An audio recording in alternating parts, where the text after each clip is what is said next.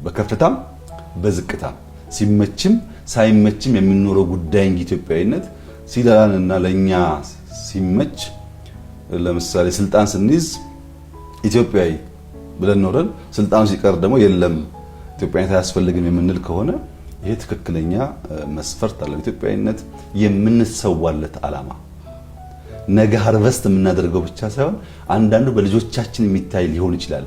ለዚያም ቢሆን ዋጋ የሚከፈልለት ጉዳይ ነው። ይሄ ደግሞ በኢትዮጵያ በተደጋጋሚ ታይቷል።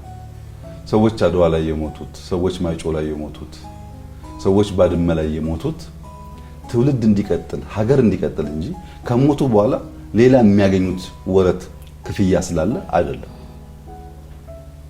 ሰዎች ህይወታቸውን ከፍለው ሀገራቸውን የሚያጸኑት ኢትዮጵያዊነት እንደዛ ባለ ደርዝ የሚለካና የሚታይ ስለሆነ ነው። ባጭሩ ኢትዮጵያዊነት ኩልል ብሎ የሚፈስ ጅረት ነው።